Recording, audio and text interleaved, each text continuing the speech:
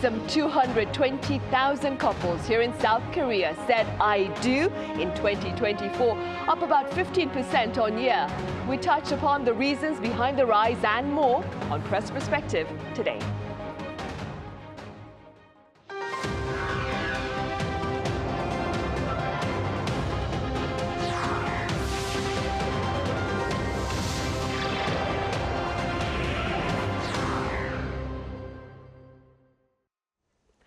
Hello and welcome. It's Thursday, March 27th here in Seoul, and you're watching Press Perspective.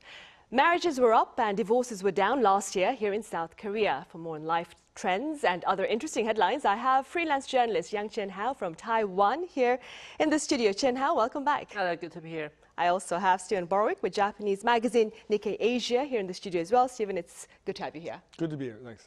Right, Chien-Hao, we will start with you. So like I mentioned in the clip, some 220,000 couples tied the knot here in Korea last year. Now that's a surge of some 15% on year. It's also supposed to be the highest, that is, percentage hike since relevant data collection reportedly began. What has been shared about the reasons behind this hike, and what are your thoughts with regard to this trend? So the couples tied the knot has a 14.8% growth comparing to last year, and if we look at the number of divorce, it is 1.3% decrease. So significantly, we do see a marriage jump last year, and this is the 2024 marriage and divorce statistics released by the South Korean Statistical Office last week. And the office has pointed out that there was a base effect due to the decreased marriages caused by the pandemic from 2020 to 2022, and also some marriage boosting policies by the governments may have had some impact on it. And some media outlets even have indicated that it might offer some hopes for South Korea, since the whole nation has been on the way of aging, and the birth rate is indeed going down recent years. That's all we know. And so the growth of marriage might lead to the increase for the birth rate. But for me personally, I am skeptical for that, because basically people or government has expectations of connecting marriage with giving baby birth together, always like that. But for young generations, getting married now, it doesn't necessarily mean that they are really willing to give baby birth. Especially, we are now experiencing very high house prices, high rates, and severe inflation ever recent years. And economic burden is still playing a very big role when talking about the issue of giving baby birth. Right. Now, Stephen, as Chien-Hao mentioned, the number of divorces declined for the 5th year in a row last year, with divorces among those below the age of 40 apparently dropping dramatically to its lowest in some 30 years. What are your takeaways from this finding? I think it probably has a lot to do with people marrying later. So marrying when they're at a stage in their life where they're more mature and they're more just kind of figured out their own life a little bit more, and they're not changing as much, and they're not changing their minds about things as much as you might when you were young, and just choosing their spouses more carefully. I think the old love story of meeting somebody really quickly and then running off and getting married, I think more and more people are kind of wise to the reality that, like, if you're going to marry somebody, you might even want to live with them first. You want to date them for a long time. Before you get married, you want to have serious discussions about things like where you're going to live and how you're going to manage your finances and whether or not you're going to have children. And you're going to think long and hard about, is this the right person, or should I move on? I think a lot of people who are now of marriageable age, myself included, are children of divorce. And so as a kid, you might have seen your parents go through divorce, as I did, and say, I definitely don't want to have to do that. That doesn't look like a lot of fun. And so I think people my age and younger are really kind of cognizant of, like, not wanting to repeat the mistakes of the previous generation. So I think that's it, and I think that maybe people are just going into marriage just with a more kind of aligned vision for how to share your lives together. and people are marrying people of the same kind of social class as them, with the same kind of like career mentality and other sort of life goals, and that's probably at least a fairly significant explanation of the phenomenon. Right, and before we delve further into the phenomenon here in South Korea, Stephen, I'd like to take your attention to a recent article by the Wall Street Journal that claimed while marriages here, of course, in South Korea are rising and divorces are declining, apparently American women are giving up on marriage itself. What was the gist of that particular coverage by the Wall Street Journal last week? Well, this article was told through a bunch of women who explained the circumstances of their life, and there's a number of themes emerged, and like a lot of them was that they were choosing to, instead of putting their energies, instead of focusing on family, marriage, and children, they were focusing more on themselves and their own careers, and their own hobbies, and their own investments, and kind of bringing their own lives forward in a way that they found satisfying. And I think there's a number of reasons for this. One thing that I would point to that the article didn't mention, was just my own opinion about the decline of marriage, is it's easier to be single now than it ever was. It's easier to not be bored. It's easier to not be lonely. Like, if you're a single person, like on a weekend, all you have to do is like just be at home, and you have access to like every movie that's ever been made. You can listen to every song that's ever been recorded. You can go on YouTube and you can learn any number of new skills. You can play any kind of video game. You can be on social media and connect with people all over the world. So like the era where like if you weren't married, you went home to your house and you like had kind of nothing to do and you were bored and you were lonely, like it's not so much the case anymore. I mean, I still think that there is a need for in-person engagement. So like some of these people will say that they've formed communities with other women who are not married, who have chosen to stay single. So I think that's a big part of it. But another thing that the article didn't really highlight is, or at least didn't use this word, is a lot of these women seem like they had not found someone that they felt willing to sacrifice for. Marriage necessarily entails sacrifice. You over and over again in a marriage, you have two people whose interests and whose goals do not coincide exactly, so you have to come to some kind of compromise. And this ranges from all over, like lots of different things. This could be where you live. This could be the number of children that you have.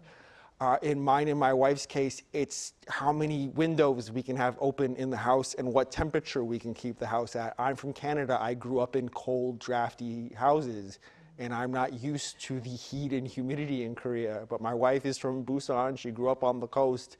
She's very sensitive to cold. So like, this is something that the two of us have to compromise over every day, and neither of us are perfectly happy about it. And that's just, it's a trite example, but like when you're married, that's the kind of thing you have to do. Completely understandable. Yes. We argue about where to press the toothpaste from the bottom or from the middle. So there you go. Completely understand that. Chien-Hao, staying with single women, but turning our focus back to Korea. Non-wedding ceremonies among single Korean women made international headlines last week, I believe. Could you fill us in? So now many women are not willing to get married anymore, since there are economic burdens, and if you get married, you're going to pay for the wedding ceremony. You have to prepare it in advance, and you're going to buy houses, and in this patriarchy society, female might face burden, or they need to take more responsibilities of, like, for example, doing houseworks and taking care of the children if they have babies. These are all I can say restraints for them indeed, and that's why recently you can see many South Korean women, they are beginning to think that staying single will be the best choice to enjoy their life instead of getting married. And there is even the case having a non-wedding ceremony and inviting guests to join and claiming that she promises that to love herself forever instead of getting married and forming a family. So you can indeed see that the people's view on marriage and the family are now changing. Like 30 or 40 years ago, when talking about like marriage or talking about giving baby birth, it's kind of like mandatory or like obligation. But now, not anymore, because it has become a huge burden and pressure, and also very likely causing living standard decreasing. That is the point. And I want to point out not only women but also men begin to think like now. So in South Korea recently, also like men, they are like just give up marriage and give up like having like social lives and trying to meet girls. Not anymore. Just like Steven has mentioned, like recent days, like you can have fun yourself, so you have more easier like access to the like for example Netflix or those internet platforms. You can enjoy every content you like. So many people they think that it's more easy for me to have like single life, having fun myself instead of like getting touched or meeting other people. Right. And Chien-Hao, this is an impromptu question, but for the sake of some comparison, what can you tell us about the situation over in Taiwan? Is it the same? Yeah, it's the same. And we have this kind of situation more earlier than in South Korea. Since Taiwan is a country which like we are not that like we are not we always don't want to like forming like groups. We are more like tend to have like individualism. So people, they like from 2004 or 2005, like we can see that those like marriage rates is beginning to drop down, and people when you go to like, for example, in Taipei, ask him like, do you want to get married or do you want to give baby birth? Like people, even like for young generation, they will they will answer you that no, we don't have that kind of thinking. Yeah, and this kind of phenomenon has already begun in the mid of 2000 until now. So always like, and it's also related to the birth rate problem. Saying so, Taiwan and South Korea, indeed, these two countries were always competing for the last place of like low fertility rate, because people we feel like economic burden, and we feel like it is more better to live alone, to enjoy our life alone instead of getting married, instead of forming a family. Maybe I could jump in with a quick impromptu question. Like, could those people maybe change their minds as they get older, though? I mean, like, I think it's got to be easier to be single and having fun. And when you're younger, right? Yeah, when you're in maybe your early or mid-30s, but once you get to your 50s or your 60s, like, and Chien-Hao just explained, like, this phenomenon has been going for like 15 years. So, like, are there people in Taiwan who are like getting into their 40s or perhaps even their 50s who are kind of changing their mind? What do you think? Tying the knot when they're in their 40s. No, for now, no. So the government needs to have like to work on like for example the social welfare system, and also trying to if people are not willing to give baby birth and they're trying to enjoy their lives like individually, singly, then the government definitely needs to have like plans to deal with it. Right, so it's a common, I suppose, challenge for both Taiwan and South Korea then, with regard to birth rates and, of course, marriage. But ours is going up, right? Shifting gears now, Steven, we're going to talk about something entirely different now. South Korea, it's expanding its exports of eggs to the US following its first ever shipment earlier this year. Do give us the background behind this export of eggs from South Korea to the US. I guess eggs are not totally divorced from conversations of the birth rate. There's a staple food item that a lot of children eat for breakfast, so I think we can segue smoothly here. I think this is related to some pretty serious outbreaks of bird flu that occurred in the US. And the same thing that's happened in Korea in recent years, where when there's an outbreak of this illness, quite sadly, there are these mass cullings of birds where gas is used, and you've got to just eliminate large numbers of birds to try to prevent the flow of this illness. And then that has the effect of driving up prices because it eliminates supply. And so egg prices in the US spiked quite dramatically. And so South Korea then stepped in to provide some exports. And this is a kind of common, just sort of playing on the laws of supply and demand. If you have a supply shortage, you increase imports to try to address the shortage.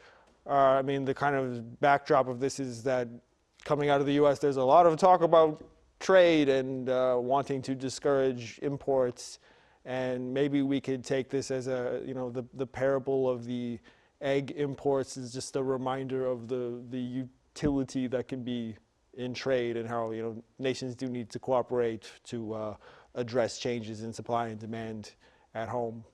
Hopefully all the children get affordable scrambled eggs and omelets in the morning. Right, as you said, eggs apparently in the US prices apparently have soared almost more than 60%, or is it almost 60% on year in February?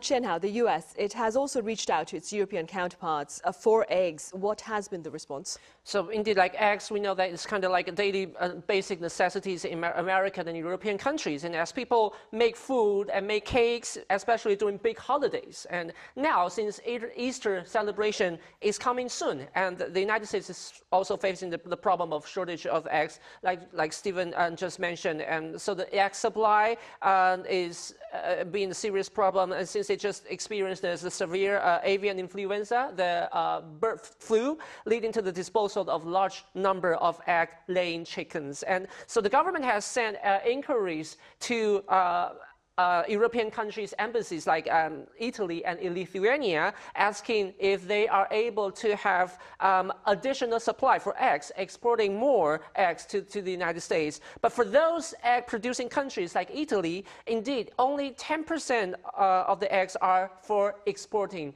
outside. And for Lithuania, most of the eggs are mainly supplied to Baltic countries or the EU members. And now America and European countries, they are indeed facing inflation, the egg inflation, since they have not only been hit hard by the bird flu, but also the price of layer feed has been going up a lot these years because the layer feed is mostly imported from Ukraine, and the war is causing big problem. So this year for Western countries on Easter, if you want to have like egg hunt or baking cakes or cookies, it is gonna be pricey. Oh, poor children for the kids, though.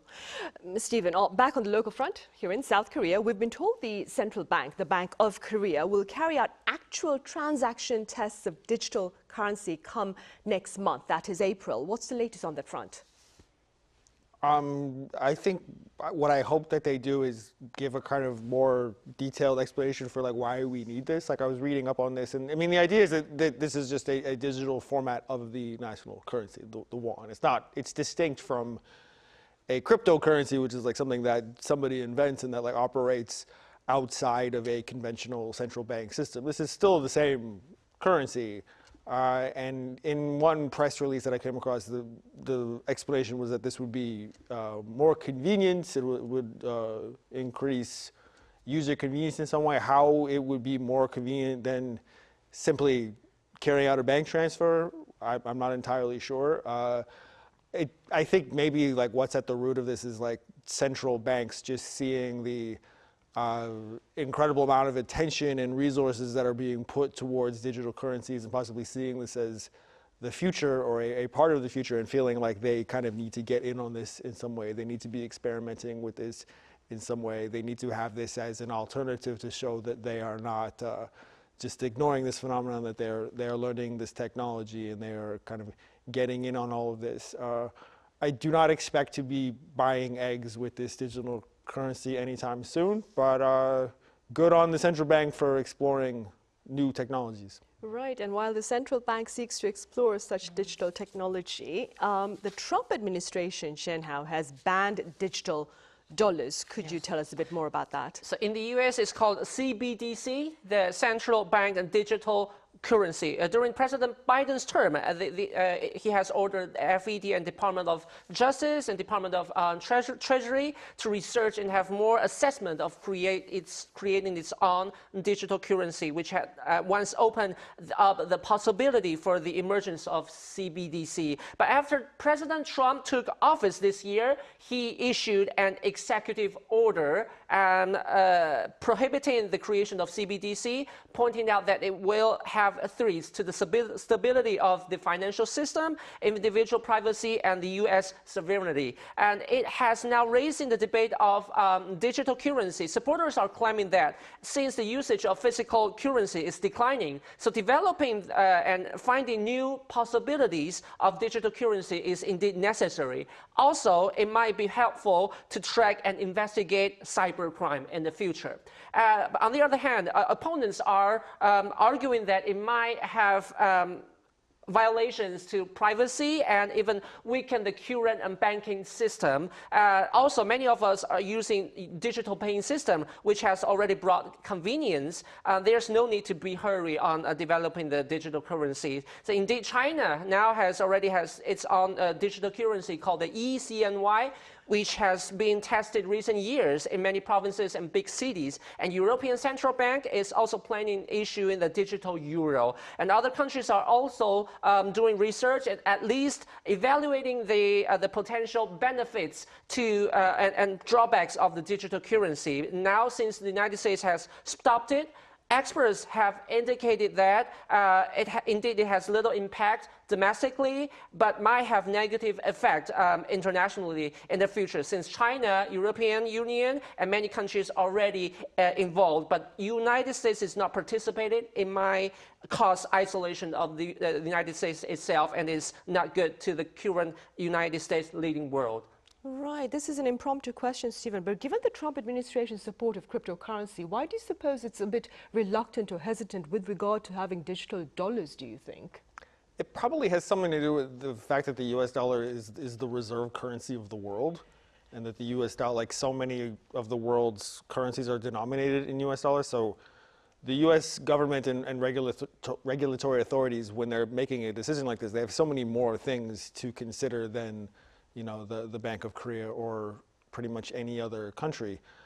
Other than, I mean, I've said before that I think the Trump administration's embrace of crypto has a lot to do with wanting there to be kind of other ways of transferring wealth, and perhaps my theory and like my impression is that like Trump is using his public office as a way of amassing private wealth through the use of digital currency. I think it also made sense for him electorally. Trump was really appealing to a lot of young men who are the type of young guys who watch Joe Rogan and who watch, UFC. Crypto is a kind of a linchpin interest for them, and I think it was a wise electoral move for him to seem really on board with this, and perhaps also drawing investments from Silicon Valley. So there's a few reasons. There's a few kind of moving parts there. Right, I suppose time will tell then. Sure. Right, Stephen, thank you so much for your time and your thoughts today. My pleasure. And Yang Chien-Hao, thank you very much for your insights. Thank you. Right, well, that is all the time we have for today. We return same time tomorrow with a look at more local stories and global headlines, including the wildfires raging in the southeastern part of the country.